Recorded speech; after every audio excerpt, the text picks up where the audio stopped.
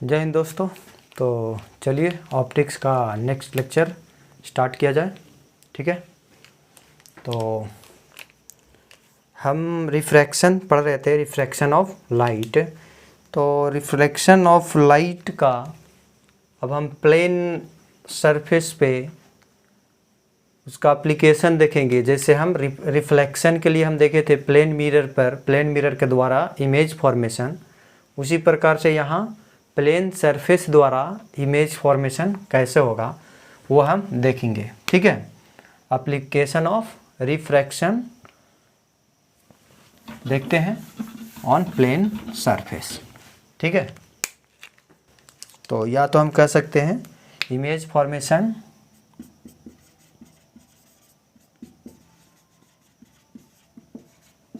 Bye plane surface by refraction. ठीक है, refraction के द्वारा। तो आइए,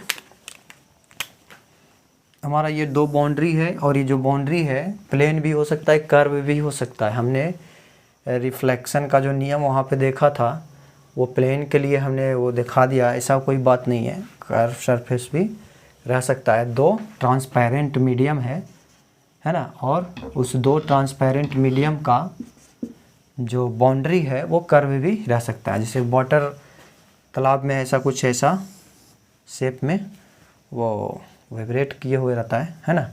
तो देखिए दोनों का बाउंड्री जो है एयर और वाटर का बाउंड्री कर्व है, तो कर्व भी रह सकता है। या हम लेंस हम यूज करते हैं तो कर्व भी रखते हैं। तो वो रिफ्लेक्शन और रिफ्रैक्शन जो है, दोनों रिफ्रैक्शन जो है प्लेन और कर्व सरफेस दोनों के लिए वैलिड है। हम फिलहाल पहले प्लेन सरफेस द्वारा हम देखेंगे और उसके बाद हम कर्व सरफेस द्वारा भी देखेंगे कैसे इमेज का फॉर्मेशन होता है।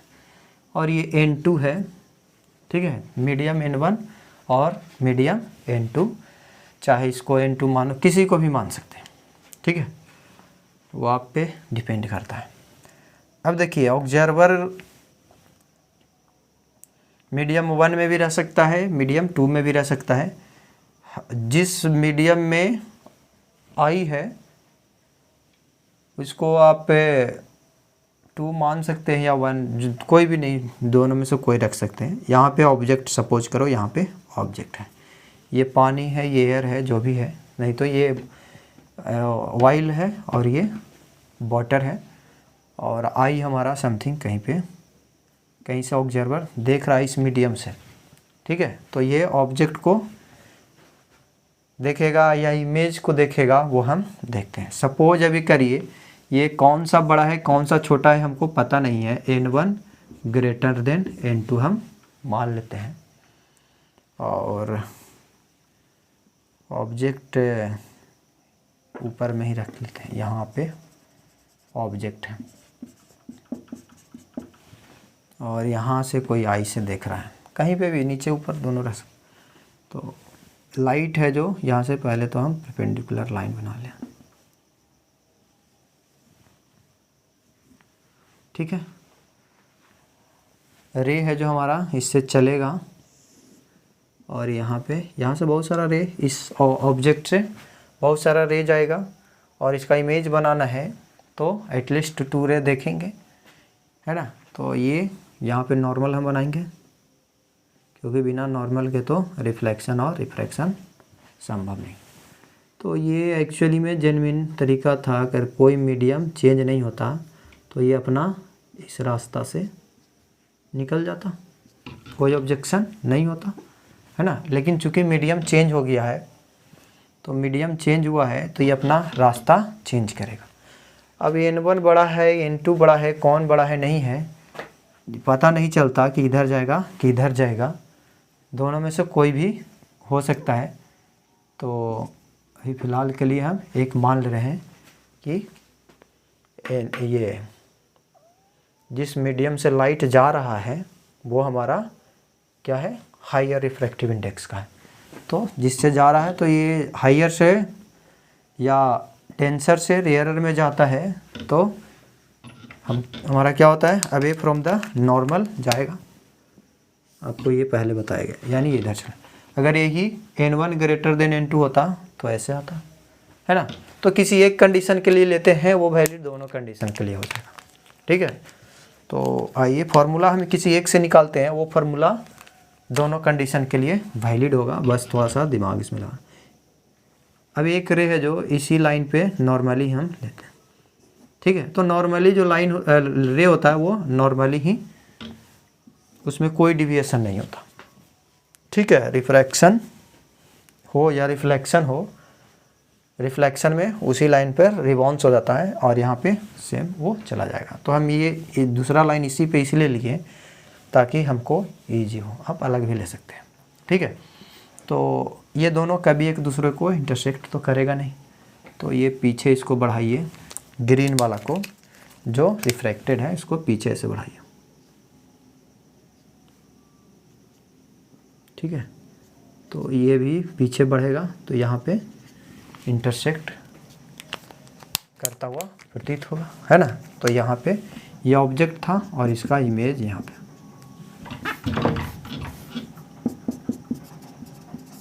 ठीक है। ये आई मान लीजिए, है ना, और ये ओ हो गया, तो इमेज हमारा यहाँ पर, है ना। अब यही सपोज करो दूसरा केस में, अगर n1 ये n2 जो है ग्रेटर होता n1 से, तो बस ये हमारा किधर मुड़ता, ऐसे मुड़ता नॉर्मल की ओर, और ये पीछे हम इसको ऐसे बढ़ाते हैं तो ये ऐसा कुछ आगे जा कर के यहाँ पे, तो यहाँ पे आइडिया हम मानते हैं कि दूसरा केस ऐसा होता तो ऐसा कुछ बनता, है ना। तो उससे कोई दिक्कत नहीं है, किसी एक के लिए हम प्रूफ कर देंगे और दूसरा हमारा प्रूफ हो जाएगा। और डेप्थ अगर यहाँ से देखिए, ये हाइयर रिफ्रैक्टिव इंडेक्स का ऊपर वाला था, तो हमारा इमेज है जो थोड़ा सा नीचे बन गया, यानी कम दूरी पे बना है। यहाँ पे आई है, आई देख रहा है, आँख है जो यहाँ से देख रहा है, तो इसको ऑब्जेक्ट नहीं दिखेगा, ऑब्जेक्ट का इमेज दिखेगा, है ना। पानी में आप देखते होगे कोई सिक्का रखा हुआ है तो ऊपर थोड़ा सा दिख रहा है, या मछली अगर देख रहा होगा ऊपर में तो मछली को थोड़ा सा ऊंचाई पे दिखेगा, हम मछली को देखेंगे तो वो थोड़ा सा हमें ऊपर दिखेगा। अब मछली अगर हमें देखता है तो हमको दूर देखेगा, क्योंकि हम हैं जो रेयरर से डेंसर में देख रहे हैं, है ना। और रेयरर से, हाँ हम अगर, हाँ ठीक है, रेयरर से डेंसर, ये रेयरर है ना, पहला केस के लिए। तो रेयरर से डेंसर में देखते हैं तो थोड़ा सा ऊंचा दिखता है, और डेंसर से रेयरर में देखेगा तो थोड़ा सा दूर दिखता है ना। तो ये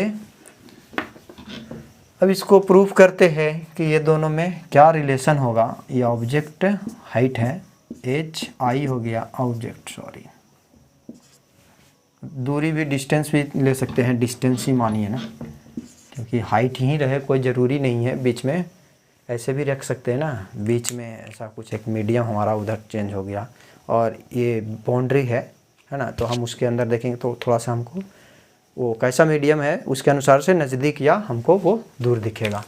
तो हम सारा कंडीशन इसमें कर लेते हैं। ये डी ऑब्जेक्ट हो गया, और ये वाला जो हाइट है यहाँ से यहाँ इमेज का हाइट है। ये भी बड़ा हो सकता है, ये भी बड़ा हो सकता है, डिपेंड करता है कि किस मीडियम से किस मीडियम में जा रहा है। तो हम देखेंगे क्वेश्चन करते समय, अभी इसको प्रूफ करते हैं।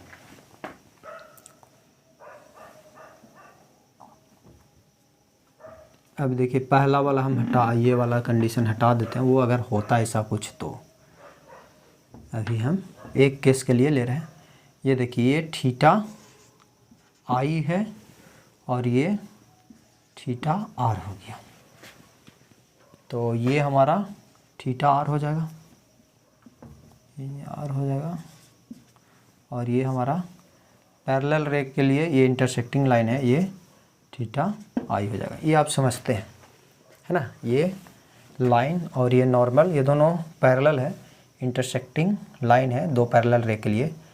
तो ये पूरा एंगल जो है, ये पूरा, ये हमारा कितना हो गया, नहीं तो ऐसे ही देखिए, ये लाइन और ये ग्रीन वाला ऐसा है कुछ, ये है ना। तो ये पूरा थीटा आर है, तो ये थीटा आर, तो ये भी थीटा आर ही होगा। आप समझते हैं इस बात को, है ना, क्योंकि दो पैरेलल रे को तीसरा लाइन इंटरसेक्ट करता है तो बहुत सारा एंगल मैच होता है, जैसे ये एंगल और ये एंगल बराबर होगा, ये और ये बराबर होगा, उसी तरीके से, है ना। तो वहाँ आप समझ रहे होंगे इस बात को, और नहीं समझ रहे तो मैथ को आपको थोड़ा सा जानने की ज़रूरत है।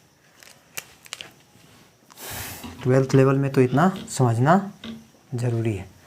अब देखिए कुछ पॉइंट्स है, ये पॉइंट को हम P मान लेते हैं और इस पॉइंट को M मान लेते हैं। अब देखिए triangle, in triangle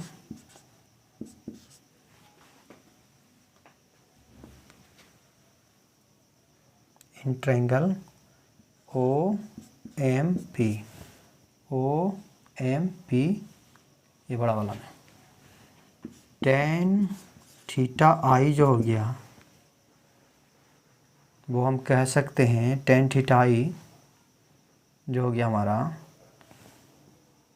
perpendicular by base, यानी PM बाई PO, और उसी तरीके से इन ट्रायंगल IPM में IPM tan थीटा आर अगर कहें, और वो हो जाएगा परपेंडिकुलर, ये हो गया सामने थीटा के सामने परपेंडिकुलर और उसके बेस, तो ये PM बाई IP, है ना। ये समझिए इस बात को, तो ये दोनों को रहने दें। अब देखिए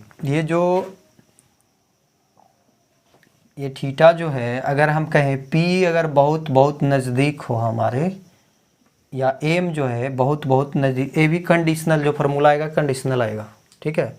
और उसमें हम ये जूम करते हैं कि M जो है बहुत नज़दीक है P के, ठीक है। पॉइंट M जो इंसिडेंट रे हो रहे हैं वो इस नॉर्मल के बहुत ही नज़दीक रहे, तो ठीक है, यानी M is very very close to P, ठीक ना। तो हम कह सकते हैं कि थीटा आई बहुत स्मॉल हो जाएगा, theta I will be, theta I and theta R, ये दोनों विल बी वेरी स्मॉल, है ना। तो अगर बहुत स्मॉल होता है तो आप जानते हैं कि साइन थीटा आई उसका वैल्यू के बराबर हो जाता है ना, साइन और टेन दोनों। तो ये दोनों जब ये बहुत छोटा होगा तो टेन और साइन बराबर हो जाएगा, समझ गए ना, यानी sine theta I equal to tan theta I हो सकता है, क्योंकि जीरो, जैसे देखो ये जीरो जब टेंड करेगा तो इसका वैल्यू भी जीरो और इसका भी वैल्यू जीरो ही होता है, तो इस चलते हम इसको लिख सकते हैं। हाँ, ये जो ऑप्शन है कि बहुत नज़दीक है, तो ये एंगल देखिए नज़दीक करते जाइएगा, छोटा होता जाएगा, ये भी छोटा होता जाएगा, M को P के नज़दीक करो, ये छोटा होता जाएगा, और इतना छोटा है कि ये थीटा जो लगभग जीरो टेंड कर रहा है, दिखाने के लिए बड़ा दिखाया गया, ठीक है। उसी प्रकार से साइन थीटा आर बराबर टेन थीटा आर भी लिख सकते हैं। अब यूजिंग वाइसनेल्स लॉ अगर कहें,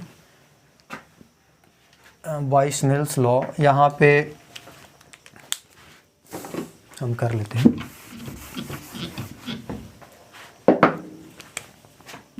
ये रिफ्रैक्टिव इंडेक्स का जो कंडीशन हम सिंपली इमेज बनाने के लिए दिखाए थे, समझ गए ना, कि कैसे कहाँ बनेगा, ऊपर बनेगा नीचे बनेगा, समझ गए। तो एक तो हमको कम से कम लेना होगा, और उसकी ज़रूरत ऐसे कुछ खास नहीं होती है। अभी Snell's law, by Snell's law अगर कहें,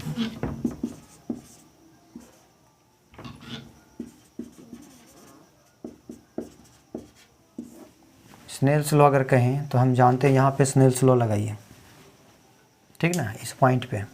तो ये sine theta i by sine theta r बराबर जो होता है,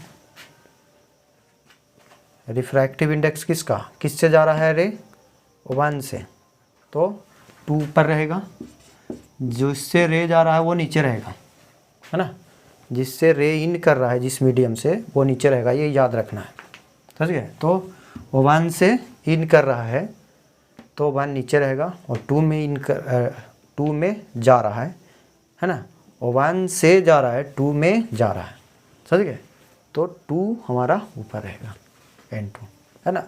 अब ये N1 ऊपर, ये कोई N2 इसको मान ले और N1 इसको मान ले तो आप समझिएगा, फिर हम कहेंगे जिसमें लाइट इन कर रहा है वो ऊपर रहेगा और जिससे लाइट इन कर रहा है वो नीचे रहेगा। ये दिमाग में रखना है, फिलहाल हम ऐसा माने हैं, इस चलते ऐसा है, ठीक है। N1 N2 तो अपना माना हुआ चीज़ है, ये बात दिमाग में रखते हुए, ठीक है। तो यहाँ से हो गया, इसका अगर रेशियो ले लें sine theta i by sine theta r, तो हो जाएगा tan theta i by tan theta r, और इसका वैल्यूज पुट करिए यहाँ से, ठीक ना। वैल्यूज पुट करिएगा तो ये हो जाएगा P M by P O और P M by I P, और ये कटेगा पी एम आई पी ऊपर चला जाएगा, तो ये हो गया i p by P o.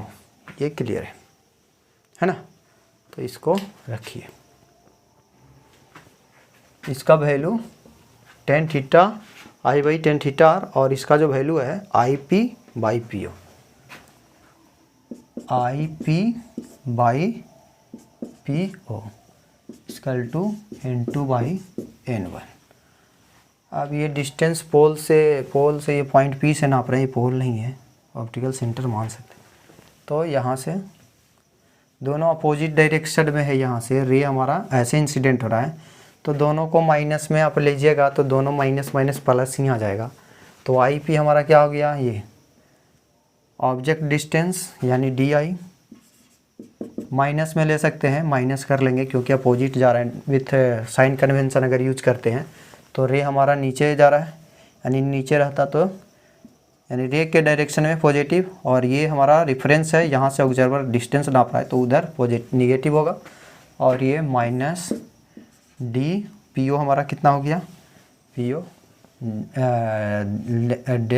Sorry distance of object, minus minus से तो प्लस ही हो जाएगा, ये माइनस माइनस प्लस ही हो गया, यानी हमारा जो हो गया कह सकते हैं d i distance of image equal to N2 by N1 into distance of object. ये याद रखना है, क्लियर है। देखिए प्लेन मिरर में भी ऐसा ही कुछ आता था, लेकिन वहाँ माइनस यहाँ इसके जगह पे क्या आता था, V बराबर या U बराबर ऐसा आता था, है ना। यहाँ पे रिफ्रैक्टिव इंडेक्स है तो ऐसा कुछ आ रहा है, क्लियर है। और ये प्लस में आ रहा है क्योंकि यहाँ पे दोनों, है ना। तो बात समझिएगा, दोनों सेम ही डायरेक्शन में, देखिए यहाँ से P पोल से नापेंगे तो दोनों अपोजिट ही है इसलिए, और वहाँ पे दोनों दोनों यहाँ पे सेम डायरेक्शन में, वहाँ पे दोनों अपोजिट होता था।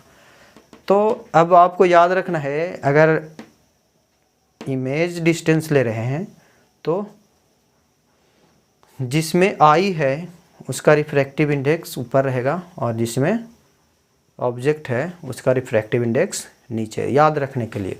या आप ये भी कह सकते हैं कि जिससे लाइट आ रहा है ना उसका रिफ्रैक्टिव इंडेक्स नीचे रहेगा, स्नेल्स लॉ में भी वही, और जिसमें इन कर रहा है, इन करेगा यानी आई होगा, वो आई ही देखेगा, उसका रिफ्रैक्टिव इंडेक्स ऊपर रहेगा। हाँ, इधर डिस्टेंस ऑफ इमेज रहे, ऐसा नहीं कि डिस्टेंस ऑफ ऑब्जेक्ट, तो ये उल्टा हो जाएगा, है ना। डिस्टेंस ऑफ ऑब्जेक्ट ऐसे भी कोई लिख सकता है ना, distance of object N1 by N2 into D1, तो ये भी डी आई, तो ये भी लिख सकता है। तो इसमें नहीं, इसमें एक में याद रखिए, वो अपने आप निकल जाएगा, है ना। एक में ज़्यादा हमको याद करने की ज़रूरत है नहीं। अब ये N1 कौन बड़ा है कौन छोटा है, फार्मूला में उससे कोई मतलब नहीं है, जो रहेगा अगर जिससे इन कर रहा है ना, हम ये देखेंगे कि जिससे इन कर रहा है और जिसमें इन करा वो उस टर्म में देखेंगे। N1 और N2 तो हमारा माना हुआ है, अभी क्वेश्चन इसको में देखेंगे, देखिए कैसे। क्वेश्चन देखेंगे तो और क्लियर हो जाएगा ये।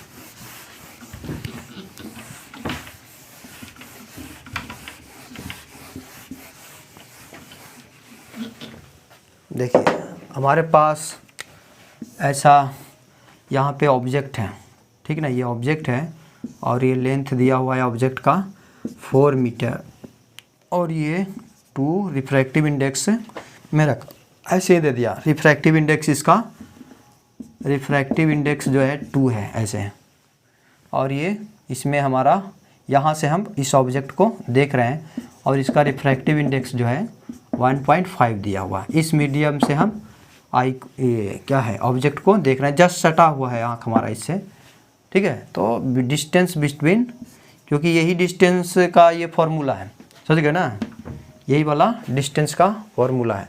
तो कितना दूरी पे वो देख रहा है, तो ठीक है कोई नहीं। ये डिस्टेंस यानी कि डी ओ हमको दिया हुआ है 4 मीटर, है ना, और हमको निकालना है रे हमारा ऐसे ही चलेगा। तो ये निगेटिव, यहाँ से नापेंगे डिस्टेंस तो ये निगेटिव ले सकते हैं, है ना, और वो भी तो निगेटिव आएगा, तो कोई नहीं, डायरेक्ट हम उसका वैल्यू हम यहाँ पे रखते हैं। तो ऑब्जेक्ट जो है ऐसा, ये फॉर्मूला हम इस्तेमाल करेंगे।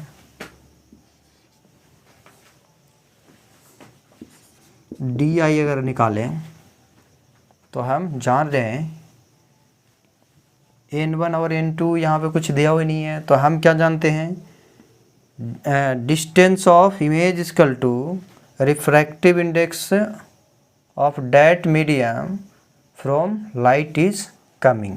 तो किससे लाइट आएगा, इसी से आएगा, जिधर ऑब्जेक्ट है उधर से ही आँख पर जाएगा ना। तो यानी 2 हो गया रिफ्रैक्टिव इंडेक्स ऊपर, और नीचे कौन सा रहेगा जिसमें लाइट इन कर रहा है, तो इसमें इन कर रहा है, इसका रिफ्रैक्टिव इंडेक्स 1.5 दिया हुआ है, और फिर डिस्टेंस ऑफ हम क्या लेंगे ऑब्जेक्ट।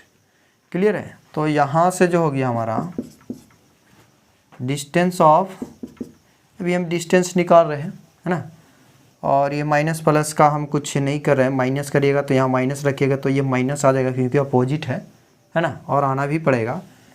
तो आप ऐसे रख सकते हैं माइनस, हम सिर्फ लेंथ निकाल रहे हैं, डिस्टेंस निकाल रहे हैं, तो ये फार्मूला का विथ साइन कन्वेंशन कहेगा तो हम साइन कन्वेंशन लगा सकते हैं। और ये हो गया हमारा, कितना हो गया 20/15 यानी 4/3, और इसका वैल्यू पुट कर दीजिए, 4 मीटर है, तो यहाँ से 4 × 16 मीटर/3। तो ये ज़्यादा हुआ ये कम हुआ, तो ज़्यादा हो जाएगा ना, 4 से ये 4 था और ये 16/3 ही है, 4 रहता तो 4, तो कितना हो गया लगभग 5 पॉइंट समथिंग यानी इमेज समथिंग, और इससे नीचे बन रहा है। तो देखिए अगर रेयरर मीडियम से डेंसर में देख रहे हैं ना, रेयरर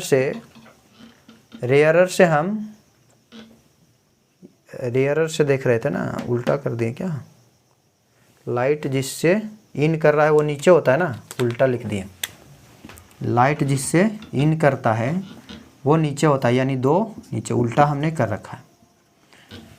ये दिमाग में यही तो याद रखना है। ये image of length of image निकाल रहे हैं, तो हमारा रिफ्रैक्टिव इंडेक्स किसका होगा ऊपर, जिससे लाइट इन कर रहा है, नहीं जिसमें लाइट इन कर रहा है, उल्टा बोल दे रहे हैं, या हम कहेंगे जिससे में आई है हमारा, है ना, तो आई हमारा जिसमें है, किसमें है 1.5 रिफ्रैक्टिव इंडेक्स वाला में, तो हमने उल्टा किया था। ये हो जाएगा कितना हो गया 3/4 हो जाएगा, यानी कि 4 कटेगा, 3 मीटर हमारा कम हुआ। तो ऑब्जेक्ट यहाँ है तो इमेज थोड़ा सा ऊपर ही बनेगा, है ना। तो हम अगर रेयरर रिफ्रैक्टिव इंडेक्स से देखें, रेयरर मीडियम से हायर में देखेंगे तो ऑब्जेक्ट थोड़ा सा ऊंचा लगेगा, और अगर हायर से डेंसर में देखें, अब यही होता हमारा 2 हो जाता और ये हमारा 1 हो जाता।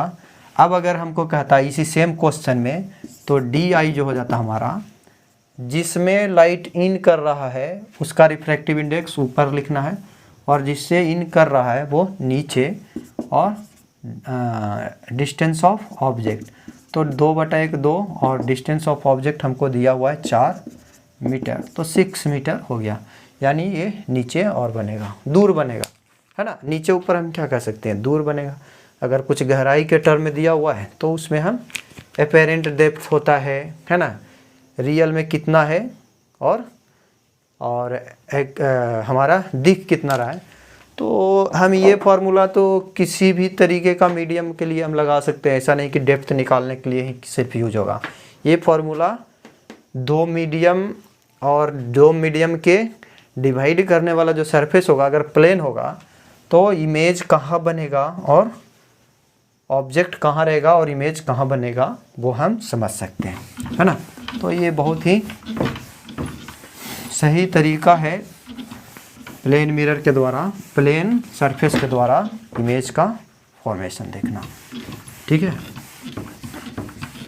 देखिए ऊपर नीचे ऐसा भी रह सकता है, इसमें क्वेश्चन ऐसा, ये बीच का हमारा सरफेस है और ये दोनों के डिवाइडर, ये N1 मीडियम है, ये N1 है और ये N2 है, और हम सीधे हम रिफ्रैक्टिव बोलते हैं। N1 और N2 में कंफ्यूजिंग रहेगा। और रिफ्रैक्टिव इंडेक्स इसका जो है, सपोज करो कि 2.5 है और इसका रिफ्रैक्टिव इंडेक्स जो है 1.5 है, ठीक है।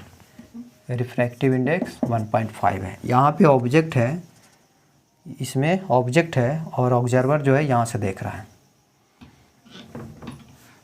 यहाँ से ऑब्जर्वर देख रहा है। ये दूरी जो है 6 मीटर है और ये आई जो है यहाँ, ये हमारा 3 मीटर है।